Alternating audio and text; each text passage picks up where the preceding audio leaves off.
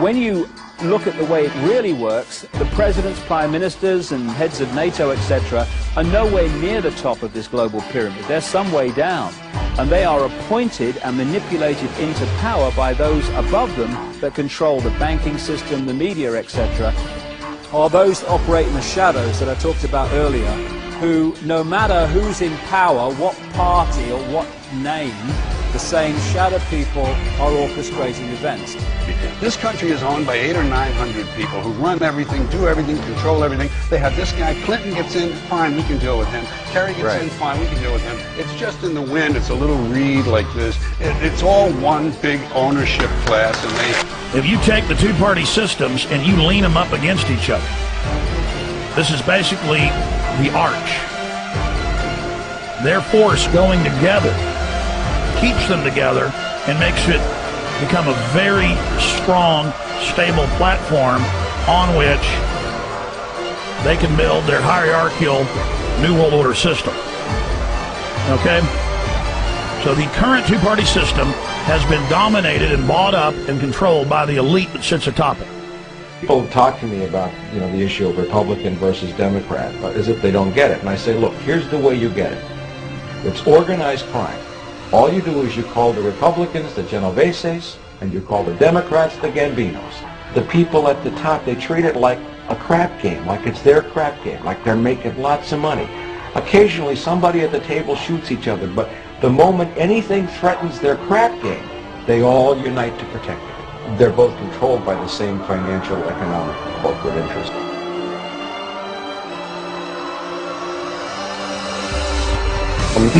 The word Illuminati comes from the Latin word illuminam or illumin, which means light. And so anyone who is enlightened or brilliant, and of course those who are the most enlightened are called brilliant people. Well, it comes from Lucifer. Well, what we're really talking about here is Lucifer, the fallen angel, and they have picked up on this, the Illuminati. And the Illuminati, the illuminated ones, illuminated into knowledge that the rest of us don't get.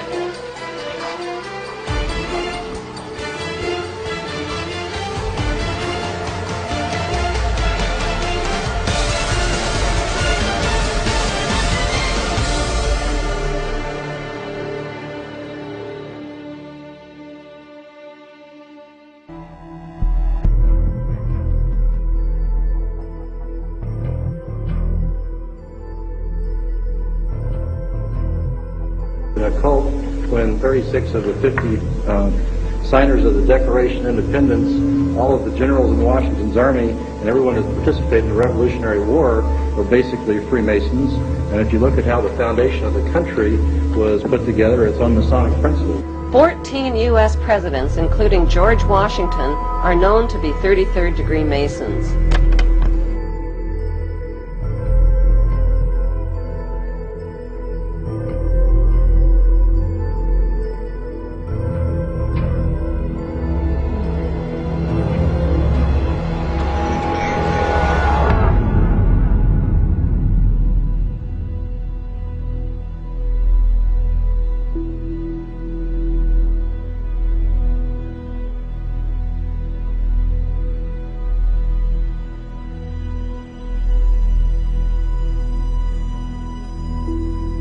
The first royal member of the Freemasons was Frederick, Prince of Wales. The latest members include Prince Philip, the Duke of Edinburgh, and consort to the current Queen of England, Elizabeth II, who herself is a grand patron to the Masons. However, behind closed doors, the Freemasons were free to indulge in the secret rites and rituals handed down to them by their ancestors, and these became the basis of their levels of membership, called degrees.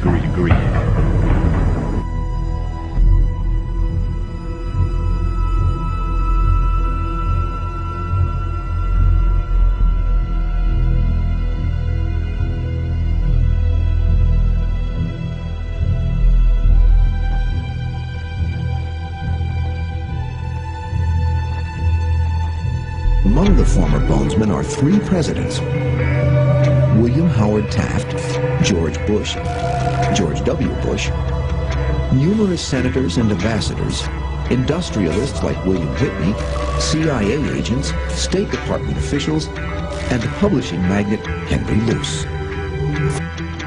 2 centuries, Skull and Bones has produced the stewards and leaders of the American ruling class, the Eastern establishment, elite core of diplomats, spies, Supreme Court justices, senators, presidents.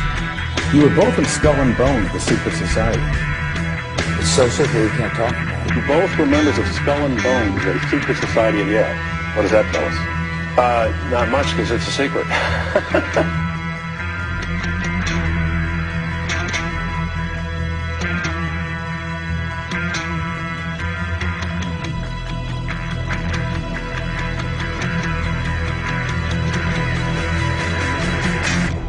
One might wonder, understandably, why the people that run the banking, political, economic system and the media in America should be dressed in long robes doing a ceremony to a 40-foot stone owl. I think we should be told. Bohemian Grove.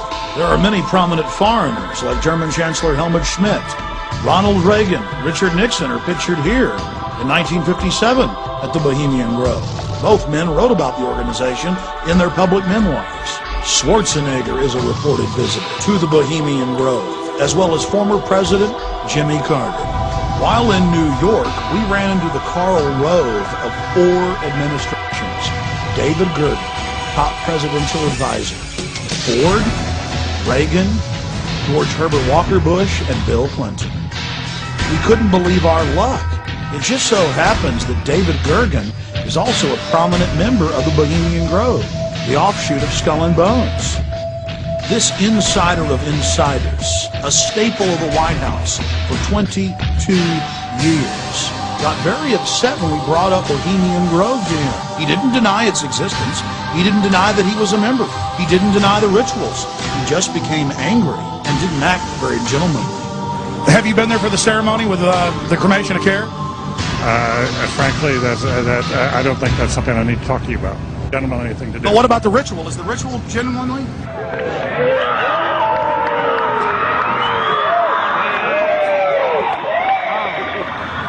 Sir, everything I don't owe you this comment. I know. This is what's called ambush journalism, and I disrespect you for that as well. So thank you and goodbye. The ritual? It's none of your damn business. People are familiar with the more famous names that are connected to these secret societies, Henry Kissinger, David Rockefeller, etc., etc. But there are literally hundreds of top-level, very powerful people who are at the inner core of these secret societies.